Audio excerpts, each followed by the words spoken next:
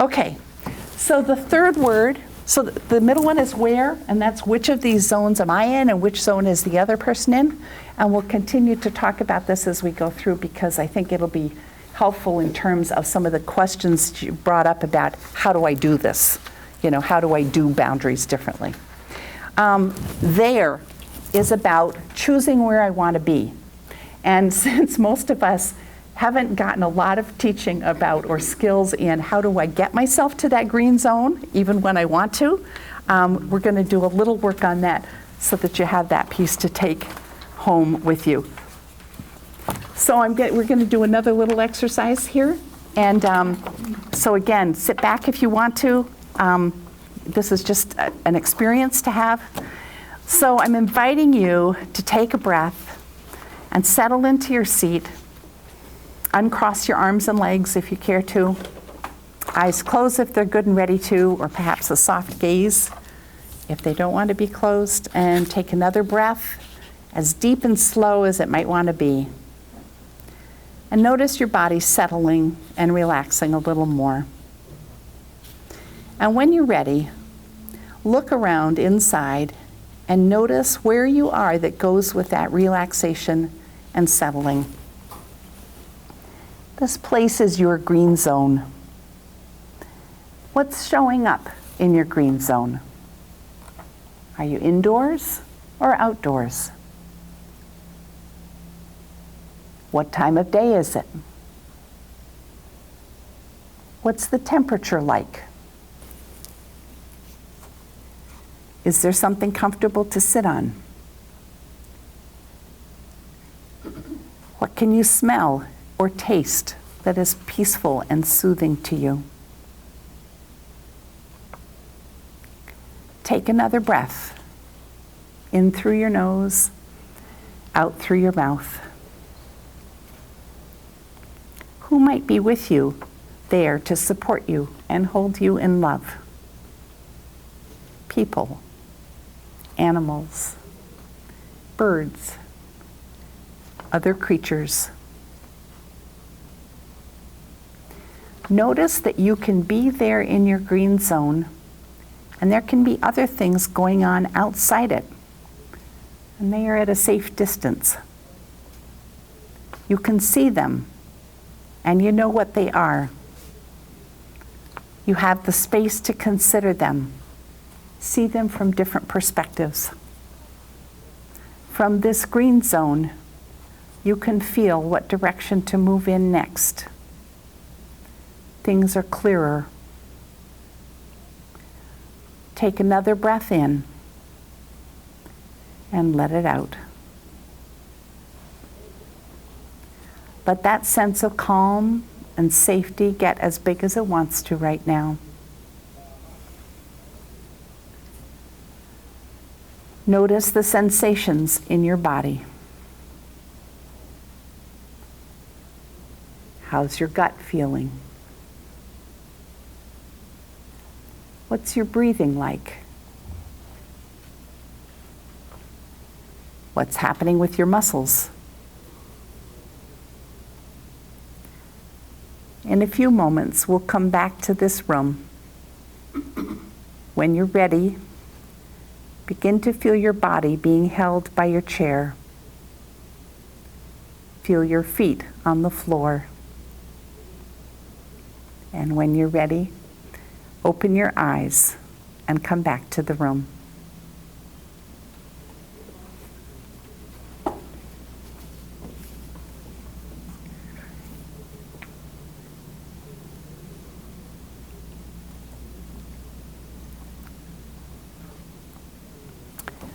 And know that you can take this green zone with you anywhere, regardless of what's going on.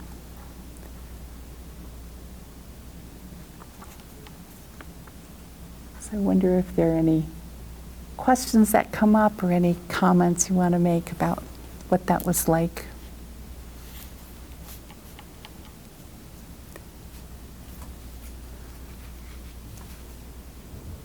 It's easy for me to do that here, or like when I'm in a yoga class or something. Mm-hmm.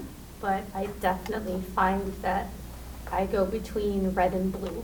Mhm. Like, I don't Mhm. find a lot of green, even in places where I used to find green. Yeah. I mean, do you guys feel that? Like, I Yes.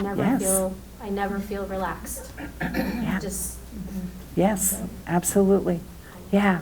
And part of why I wanted to just share this piece with everybody is because just knowing that there is a green zone may make it a little easier to look for, oh, that was 3 seconds of green just then, you know, a smile on my kid's face, or I was driving down the road and somebody was taking a picture and I looked up and there was a jet trail and the shadow of the jet trail with the sun coming behind a cloud. It was just this cool moment. It lasted for, 5 seconds while I drove on. And but little pieces like that, or, dew on a flower or the new stalk of grass. Little pieces, mini stuff. Go ahead. One thing that helped me through my divorce is after he moved out, I created a meditation room for myself. It was a spirit bedroom. It was really small. And I just created that space for me to go to when I just felt like that there was just too much going on. Mm-hmm. Cool. It was Yes. nice. It was calming. For me, it was gratitude. So even sitting in the car in the morning and really starting in the morning with all those things, right? The sunrise looks beautiful, or Yeah. I've got the kids with me today, or whatever small thing I could hold on to, and just making that a practice and remembering that those are the things that really give me joy, Joy, or give yeah, me yeah. energy Mm-hmm. in a good way, was super helpful. Yeah. Super helpful. It sounds like we need to retrain ourselves to observe. Yes. And one of the things that observing does is it means you are in the moment. And all of that stuff that runs around in our head is stuff that happened in the past or stuff that we're afraid about is going to happen in the future. And when we stay in this moment, which may mean, okay, I'm reading this paper from the lawyer or whatever it is right now, and this is what I'm doing, and I'm just here, and then and it's like, wait a sec, I'm just coming back to here. And it's retraining ourselves to notice what we're thinking, to notice where our brains are going, and make some other choices. And if that isn't empowerment, I am not stuck doing the same thing I've done 9 million times and feeling rotten about it. So, very nice. Okay. So how did your body know that you were in the green zone? My shoulders lowered. Oh, nice. Mm-hmm. Yeah. Some of the pain in my neck went away. Oh, nice. Yeah. It's like a little power nap. Lovely. Okay. That's great. So these are things where our body says, like, this is a yes, right? And you know the difference from when you walk into a room and something's not right, and your body tells you immediately, it's like you're on edge.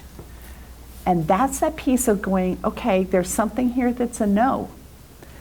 And we have the opportunity to choose in a lot of situations whether we go further into the yes or further into the no, or whether we walk away from the no. And somebody was talking about, conversations that go on or being yelled at or things like that. One option is I will read the first paragraph of an email and I won't read anything after that. You can make choices. I remember, because, I had an ex-husband who was like, you sent socks with holes in them with the kids. I mean, it was just, a lot of, and I would stand there with the phone like this, and I finally went, why am I even staying on the phone? And so one of the things you can do is quietly hang up. You don't have to do the big drama thing. You can just choose not to be on the phone anymore. And you may choose to give somebody a heads up to say, just want to let you know in this call, if your voice goes up, I'll be off the phone. And that's all you have to say. They actually learn that if they want to talk to you, they will act differently. It didn't happen right away, but it did happen. And it's nicer not being on the phone when that's happening.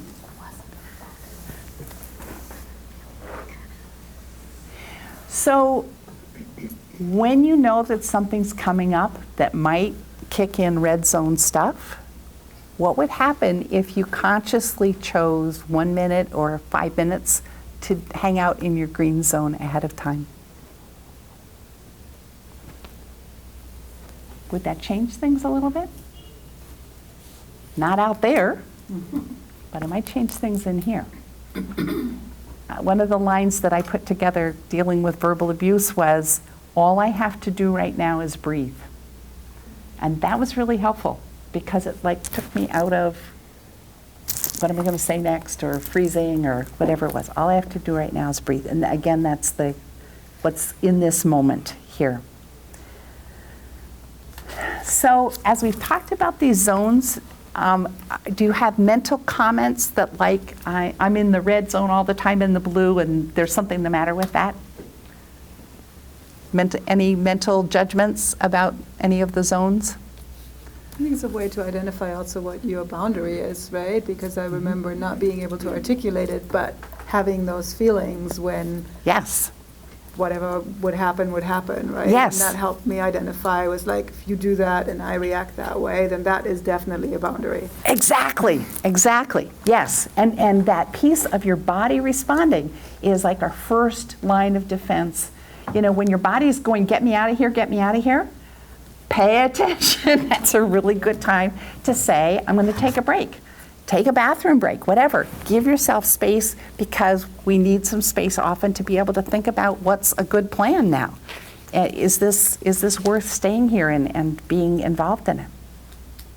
So one of the things that I learned when I was learning about this, which was actually only 6 months ago, is that the research shows that when somebody is in red zone, the most effective thing you can do is to hang out in your own green zone and be willing to be where they are. Mm-hmm. So you don't have to say anything, you don't really have to do anything. Again, if you're talking about an abusive relationship, you will know if that's helping or if in fact you need to take yourself away, because the safety pieces are really significant.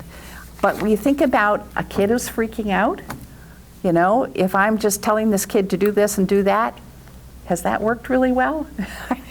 No, it hasn't worked well for me either.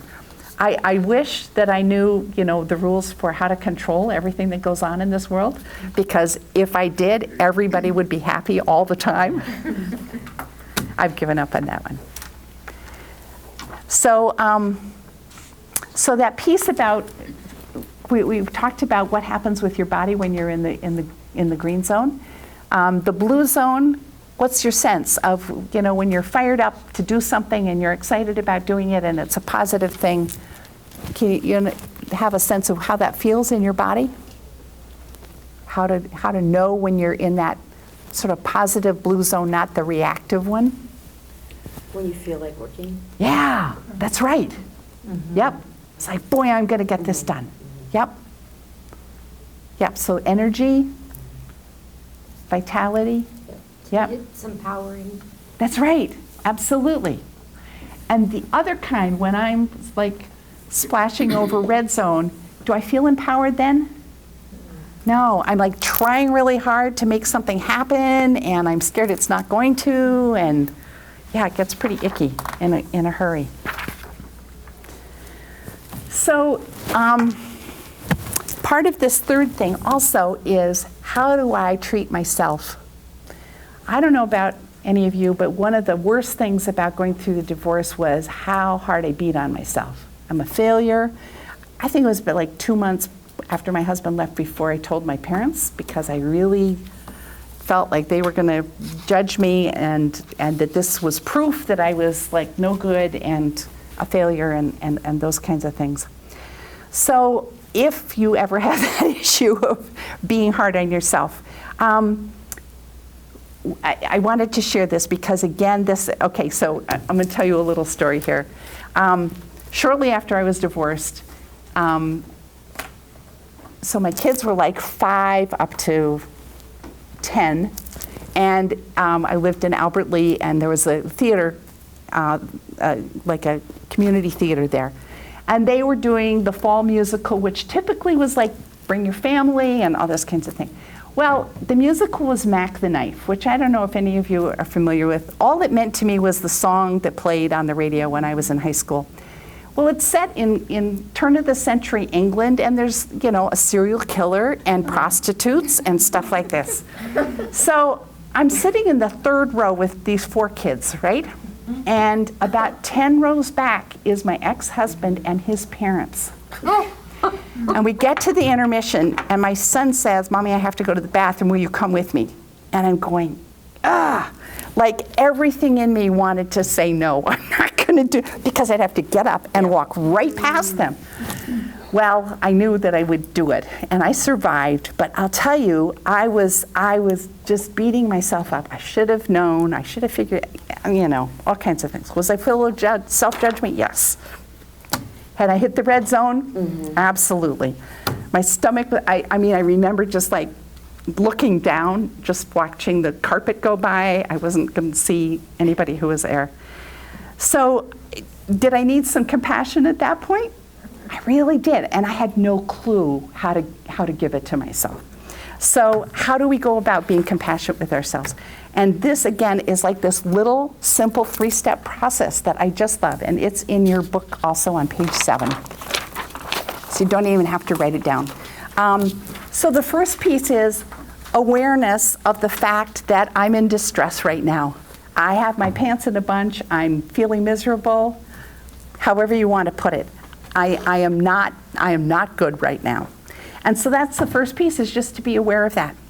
And then the second piece is to go, yep, this is how people feel sometimes. This is what people do sometimes. Mm-hmm. It's like, it's everybody. It's not just me. You know, people choose the wrong guys sometimes. People miss all the obvious signals sometimes. Yep, I'm one of everybody like that. And then step 3 is words and actions to give myself that are compassionate. And so the words might be, it's okay, we're going to make it through. It's the same thing that you say to kids when things are tough. Mm-hmm. And I might want to put my hand over my heart. I might want to give myself a hug. I might want to just stroke myself, or, you know, whatever are the things that feel comforting to my body, to just say, peace, it's all right. And another way to look at that is, it's me choosing to be a really good parent to myself at that point. Because I don't know about you, but for a lot of years, I treated myself worse than I would treat any of my friends. And that's kind of sad, because what happens inside is all those parts of me that feel sad or scared or whatever, I just yell at them. I don't treat them nicely. I don't say, oh, sweetie, that's too bad. I go, shut up, go away, don't bother me. You know, and this is me on the inside. So no wonder I'm making it worse. You know, it's like all the things that my parents did, they did a bunch of good things, but all the things that they did that I swore I would never do, I'm still doing it inside. But I have choices. I can choose to do something different. And I think that's the piece that even in the midst of all the garbage that lots of you are going through, we still have choices about those things. And it's like one of those basic things. So listening to ourselves and choosing how we talk. And I needed to retrain myself, like you were saying. You know, I needed to go, whoa, stop, instead of going, you dummy, you know, that line, to go, stop, it's okay. You realized you made a mistake. Good job. You realized it really quickly. Okay, what are we going to do next time? Good. We got it down. Let's move on. You know, so it can be really different inside. And I'll tell you, it is a lot nicer living inside of me now than it was when I was going through my divorce. So we have these 3 simple steps. And again, this is something that I can choose to practice with myself. So when you think about way back at the beginning, when we had that sort of difficult experience that we thought about and noticed how our bodies felt, So I wonder if you would go back for just a minute and think about that situation and do these compassion steps for a moment, kind of inside. So just noticing that it feels difficult and noticing that, yep, this is how people feel sometimes. Maybe saying whatever you want to say to yourself or about that. And when you're ready, notice what that was like.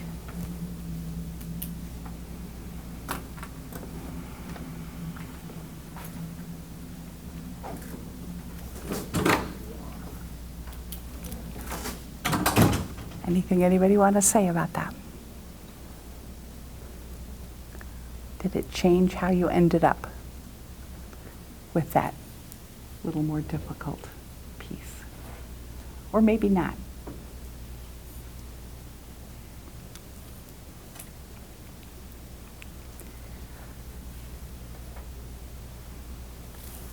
I think it made it more bearable. I mean, it's like someone reaching out a hand, and it's like, you're gonna be okay, this is okay. Mhm. It's like self-soothing or Yeah. in a way. And Yeah. you're like, "Ee." Yeah, freak out. Yeah. Yeah. Yeah, right.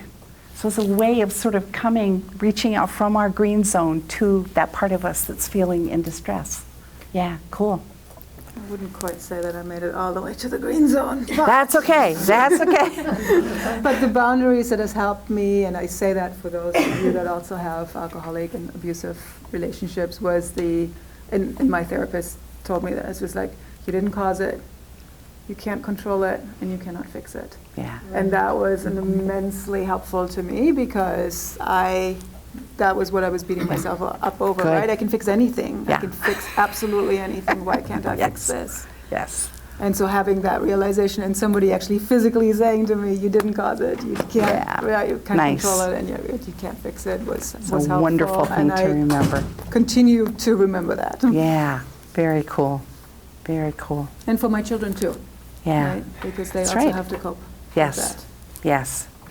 One of the things that a therapist that I saw about 4 years ago when I was first starting this journey, that has helped me so much in really, really painful moments, is she says, just remember, pain ends.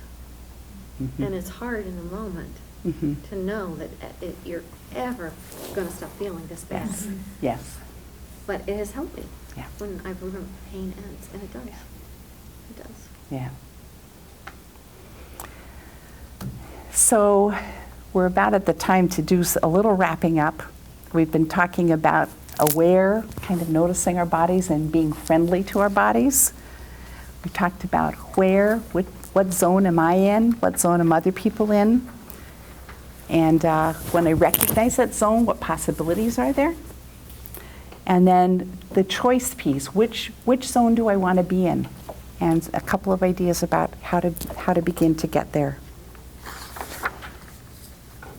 In your workbook, if you take it home, there's a section 7 that'll give you a chance to kind of think about how to integrate some of what we've learned and practiced tonight into your daily life. And because, if I keep doing the same things, how much is going to change? Section 8 is an invitation to think some more about boundaries as they connect to your life, past and present. Feel free to take some time with this or not. And as you go home tonight and during this week, I'm inviting you to explore a bit with noticing what's going on the inside of you when things happen on the outside. And then when you notice, considering what zone you're in, and have some compassion for yourself, whatever zone it is. And you might even go hang out in your green zone. And I brought a little gift. So in this bag is something that goes with a little story. Welcome to pick one out. You'll find the one that feels right. A woman named Sarah Gilman has a TED Talk and a book called Good Boundaries Free You. And she says we all have inside us a compass with just 2 directions on it to help us place our boundaries, yes and no. Yes and no are gut sensations. They're not feelings. And she reminds us you can trust this compass. It is only trying to take care of you and lower your stress. It doesn't give you all the details. You must work out how you are going to do your yes or your no. She reminds us that our boundaries, yes or no, elicit reactions and emotions from other people. So there is going to be brief stress in setting boundaries, a little sweating, she says, and then relief. We can learn to tolerate stormy emotions, other people's anger or disappointment. Our compass can get clouded over if we don't pay attention to it, and our compass is highly sensitive to stress, and that can cloud it. So if we're continuing to live in the midst of stress, we can work on ways of lowering that. Brene Brown said, daring to have boundaries is about having the courage to love ourselves even when we risk disappointing others. And a good friend of mine says, only one person has to have clear boundaries. If I have clear boundaries, I'm not a victim. So I thought that was pretty cool. So take your stones to remember to give you the gift of your yes and your no, and gently take care of yourselves on this journey of initiation and self-discovery. And thanks for sharing this small piece of the journey with me tonight. And I did bring a few books over on there. It's called Watershed Moments, and my story is a chapter in that book. So what I was sharing with you at the beginning, those are available for $7 if you would like one. And again, just many, many thanks. I will send this around. We have a few more minutes, I think, for questions and answers. If you want more information on boundaries, this is like the tip of the iceberg. I made notes. It's like, oh, lots of other things. So maybe I'll put in another bid for another evening if you think that would be fun. Anyway, I've got a Facebook page up, and I will have a website up, and I'm working on a book. And so one of the things I'm doing is interviewing people with some of their stories about boundaries, and not just the ones that worked, but the ones that didn't work also, the ones that we are learning the hard way. And so if that's of any interest, if you're on the email list, I'll send you an email and see if that would be something that you'd be interested in. So many, many thanks. Thank you. Thank you. Thank you. Yeah, thank you. Wow, that was a lot of information. I know. I'm so glad you gave a handout. Are there any other questions, like random questions? Like, what do I do with in this situation, or things like that? Yeah. Yeah. If you have We could- specific situations that you need a boundary around, or.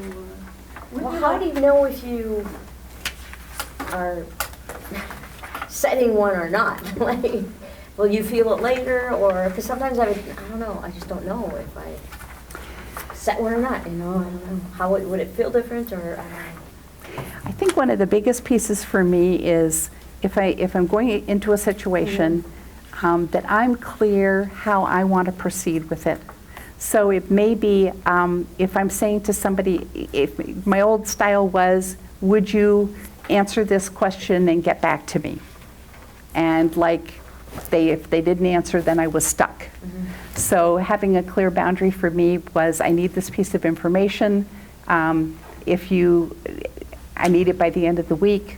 If you choose not to, I will proceed such and such a way. One of the things with my ex-husband, when my kids got a little older, was he had had an affair. That was why our marriage ended. That wasn't something that we talked a lot about at the time, but we live in a small town and lots of people knew about it. And the point came where I said he was about to have the kids for the summer, and I said, I need the kids to know what happened with the end of our marriage, and you've got the summer to tell them, and if you've chosen not to tell them at the end of the summer, I will tell them. So I could proceed whatever he did or didn't do. So that was one of those boundaries. Like, yeah. For me, it's like somebody asks me a favor, and I always say yes, but then sometimes I'm like, they're kind of using me. Yeah, like, that's too big a favor. They don't, you know what I mean? So when they ask you the question, if you gave yourself a little bit of time to think, Yeah. would your body be happy with you saying yes or not so much? Yeah. That's where this body stuff is really significant. Because if I keep blowing off what my body tells me, it's like I'm sort of saying F you to myself all the time. Yeah. And there's not a lot of happiness that goes on inside. It's just like at the spur of the moment, I'll say yes before I have time. I don't have a chance to think about it. So your plan might be to say, and every time somebody, I'm going to think about this, I'll get back to you tonight, or I'll text you later on, or if you don't hear from me, I won't be able to do it. That's a really simple way of doing it. Yeah. That's a great question, though, because that piece of people asking for our time and our energy, you know, sometimes I see somebody's name come up on the phone and I just go, oh, you know, like this is an hour, right? I know. But what I've decided to do is to go, there's that phone. Do I have 5 minutes? Do I have 10 minutes? Right. And then I pick up the phone and I say, hey, this is Ellen. I'd really love to talk with you. I have got 5 minutes. And I'm going to set the timer. And when the timer goes off, I'll need to say goodbye and wish you well. And boy, oh boy, it's a lot more manageable to do 5 minutes that way than it was, because even 5 minutes was like inside when there wasn't a boundary. Yeah. Yeah. You had something? So I've been trying to set some very clear boundaries, especially about communication. I think many of you mentioned you get the texts and the emails and the calls that it's like, this has nothing to do with the topic. I want to talk to you about our daughter and nothing else. When you set that boundary and you have an expectation, like we did a personal meeting, and I said, I will meet with you as long as we are talking about this. I said that more than once.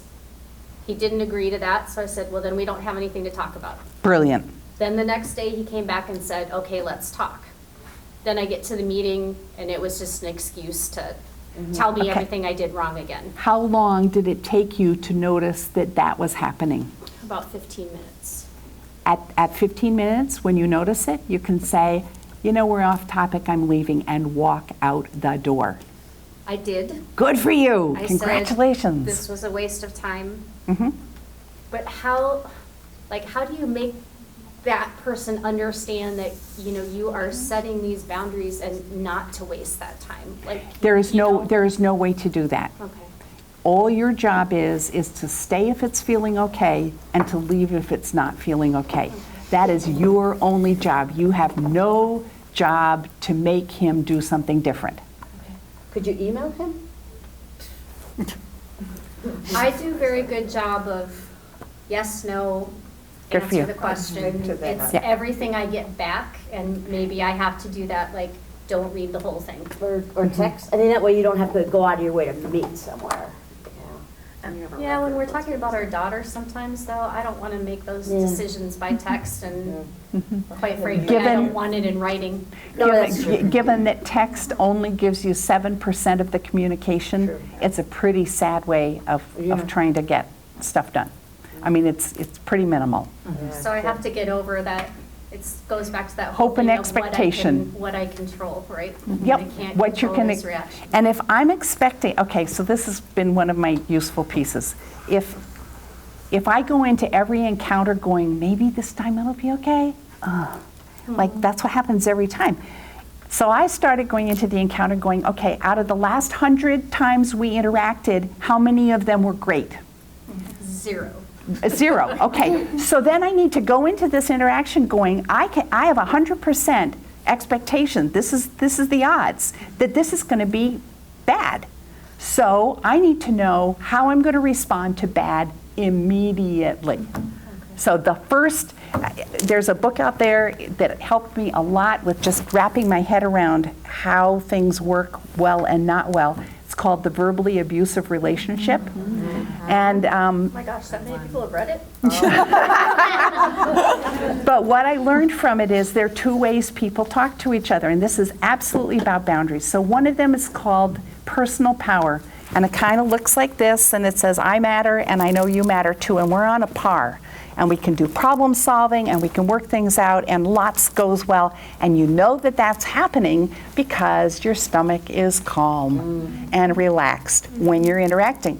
The other way is called power over, and it goes like that, okay? And when I'm down here, my gut goes, get me out of here, okay? And the very best thing I can do at that point is say, stop, change your voice, or lower your volume, or whatever it is, or this conversation's over. And then you listen for the next word. Sometimes, once in 2% of the time, you will have the person say, I'm sorry, I had a terrible day, I shouldn't have been talking to you like that. And you can feel it come back to this, and your body goes, phew, okay? But a lot of the time, it's like, well, I don't know what's the matter with you, right? Then you walk out the door, or hang up the phone, or stop the car and get out. Stop being available to interact. Because if I keep interacting at that point, the message that I'm giving is, it's okay, I'll still be here, I'll still talk to you, I'll be nice. Not willing to do that any longer. Yeah. You know, and I bet it won't take you 15 minutes to figure it out next time. It won't, because we teach people how to treat us. It's that body piece. I mean, my guess is your brain got it by 15 minutes. I would bet you your body had it before that. I think my body knew before I even went in there, but I'm always thinking, okay, he must have been rational at some point because I married this person, and I keep thinking at some point there's going to be rationality again, and so every time there isn't, I'm always like. Does he want to be like this with you? Okay, so that's not going to be. This is not rational. This is only about winning. This is about coming out on top. Period. End of story. Not relationship, power, etc. There is no rationality with narcissism. No, there isn't one person. So how do you, when you set, I've set some very, very hard boundaries with my ex because he was, very, very abusive through the whole, divorce process. And now there's no communication whatsoever. I mean, he will only email. He never, he knows nothing about his child other than what she tells him. And she tells him nothing because she has created a boundary now because of the way he has treated her. And there always seems to be, something will come up because there's such hard boundaries now that, I always feel like I'm kind of in the middle, and Between you and your daughter, between your daughter and her dad? I will tell her, she's 12. I said, you don't want to tell him anything that is up to you. You don't have to tell him. You do what you feel is necessary. Safe and comfortable. Safe and comfortable. And I'm just, I want to make sure that, I keep thinking, is that the way to, approach her and tell her that? Because, there is such a hard boundary between, parents that, she knows that, If she chose to tell her dad some things, would you be mad at her? No, I wouldn't. Okay. Do you have a sense that she knows that? Yes, and I told her that. So her area of permission is big. And you are reinforcing the fact that she doesn't have to tell him, and I think that's a wonderful thing to do. Because I don't think we can keep our kids from experiencing pain. But we can stand beside them and help them figure out how to handle difficult situations. Right. And it sounds like she knows that that's a difficult situation. Well, and she, he doesn't have, he doesn't even understand her or even know her. And, he doesn't do that. He doesn't do that with her. And he hasn't earned trust Exactly. to have her share with him. Right. And I'm afraid that at some point in the next couple of years that's going to come to a head because he gets very frustrated with her he rarely sees her. He gets very frustrated with her on the phone when she's, I don't know, well, no, I'm not doing anything. I'm just hanging out. She's very vague and she doesn't feel that she is comfortable enough with him to tell him what is going on in her life. Absolutely. And I've supported her 100%. I appreciate that you do. The issue is, though, is you get, if there's ever any issues and you get in front of a judge, they're not going to like that. That you have supported her for not telling him things? Well, because, it was never written in the decree that I had to, tell him everything that was going on. Some people do that. Some people put that in because, they're sharing it. But, he has never wanted to be a parent in the first place. So that didn't matter to him. It was all about money. And so letting her move 1,900 miles away, does that tell you something? Yes. And so, I never, and, you know, because there's that hard boundary, I have no communication with him about her. And that's partly because of, you know, the controlling girlfriend that he has. And the fact that he's very controlling also. I mean, they've got an awful dynamic going on there. And she has It's a to tough go piece. and live with that now for 5 weeks this summer. Yeah, yeah, and that's going to be tough. Yeah, and you know, his girlfriend actually threatened her at one point that she wasn't gonna. No, I didn't, but I did report it to my lawyer, and she does, Okay. she has it documented. Okay, good, And, good. yeah, Those things need to be, yeah, and luckily I Spoken. have, you know, my son is there, and, you know, he's an adult, so Good. she's got that. back up. A little Good, bit of a barrier. good. But I mean, My God, you I have those. you have Yes. those- When you create Absolutely. those massively hard boundaries, you can't talk to the other person now. I mean, that's the thing. To save my sanity, I created this very hard boundary. Now I can't go to him and say, and I tried this before, I can't go to him and say, you know, she really feels uncomfortable, she doesn't want to talk to her dad. She feels really uncomfortable with doing X. Because I've done that a couple of times before I had to clean that, and it was like, they're not proper. So, you know, I can't even do that now. So I'm going to give you one piece that I've discovered. If I have something to offer to somebody, it has, my kids actually taught me this, it has worked better for me to say, I have a thought about this, would you like to hear it? It's like knocking on the door and Oh, if and somebody. he would be, yeah, there would be no communication. That's right, I did. and then that would be the Right. reason why you don't tell him. Right. But it would be his decision Right. not to hear it. It's kind of like if you knock on somebody's door and they open it up and say, come on in, there's a chance that they're going to hear what you have to say. Right. But if I go, oh, you should, No, and I tried that, you Yeah. know, she feels uncomfortable with, or Yeah. anything like that. And because of, you know, the girlfriend situation, which is pretty, you know, they're both very, very codependent now. It's worse than my marriage was with him. I'm like, good. Oh, I don't have to there's, deal with this. yes. So, you Yeah. know, Yeah. I feel for her because she's 12. Yeah. I mean, my other 2 children are adults. They can choose to. Be around or not be around. And So- she's going to, yeah, which is a tough piece, yeah. Well, thank you all. I am aware that we're over time and I don't want to keep you late, but thank you very much. And talk to Ellen one-on-one if you want to check on her books, if you want to visit with each other. We try to be respectful of people's times because a lot Yeah. of people have this to be outside. Yeah. Thank you again. Thank you so much. Very much.